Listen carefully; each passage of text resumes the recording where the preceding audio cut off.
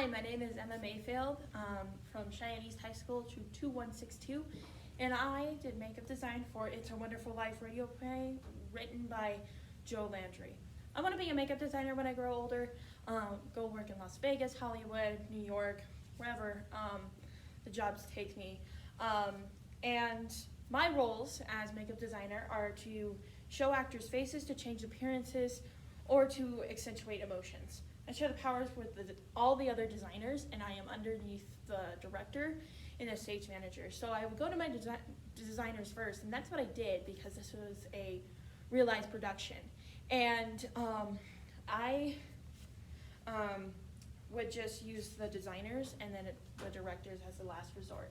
So to be a makeup designer, you have to know the science behind all of stage makeup. So regular makeup, street makeup as we call it, is supposed to be a translucent image on your face.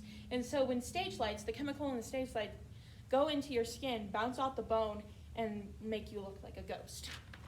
With stage makeup, Ben Nye stage makeup, actually the lights come off and the shield from the chemicals in the Ben Nye makeup actually bounce off, and so you are seen, as shown in the diagram. Now, my research is, so this was a realized production, and my director chose an eclectic mix of romanticism and realism. So when I first started, I started looking up like real pictures of radio show. This is a actual radio show, so it's a show within a show, and we're doing It's a Wonderful Life, which means this show is about George Bailey, and he goes through a series of events that makes him wish that he could go away, and then an angel, but just before he commits suicide, comes down and shows him that he really does have a wonderful life, and how he shouldn't throw it away. So for romanticism, I just started looking at different makeups, and I looked at different pictures, and this is a romanticism picture, and I love the colors and the splotches and all of that, but I also like this one because it was a more timid one, but not overpowering. My realism started, and it was an inspirational piece, and I went online and I found this handy little makeup chart, because in the old 1940s magazines that women would get in the mail, there would be these palettes in the magazines that showed them if they wanted to be their most beautiful self, if they wanted sheer flattery, or when they wanted to make an entrance, or gently does it, and what colors would be flattering on them. And so I just used that as my inspiration and my main inspiration. I did not know what I was going to do, and then I found that and I zipped off, and then I started looking at radio actors, and Judy Garland and Lucille Ball, they were women radio actors, and also John Wayne was a big Western radio show actor, so I used that for men's makeup.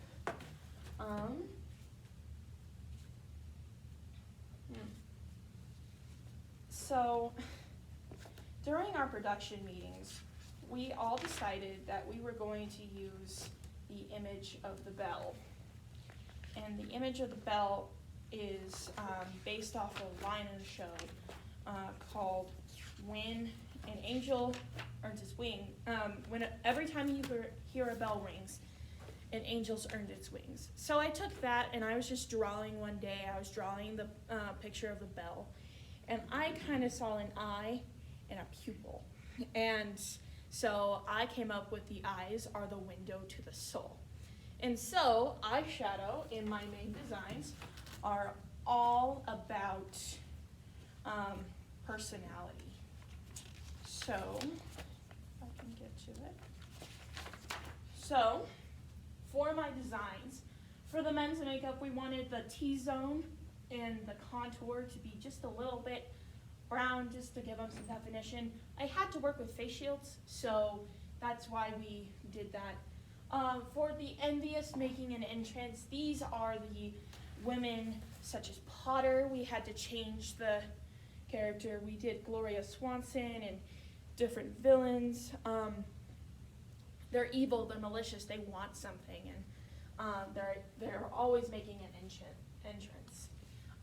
Easy Does It Most Beautiful Self is more of the bluish kind of timid, those people like Miss Rose Bailey, Matilda, those people. And then this is my favorite design. This is Flattery with Purpose. And this is basically Violet. And Violet actually is the name of a flower.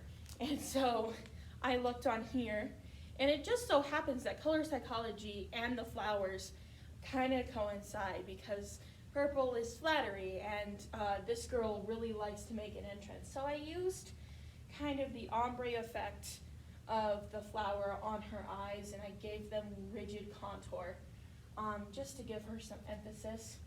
And then gentle flattery, those are the people such as Miss Mary Hatch and Mrs. Hatch. Those people are gentle, they love what they do, and teal and green are kind of the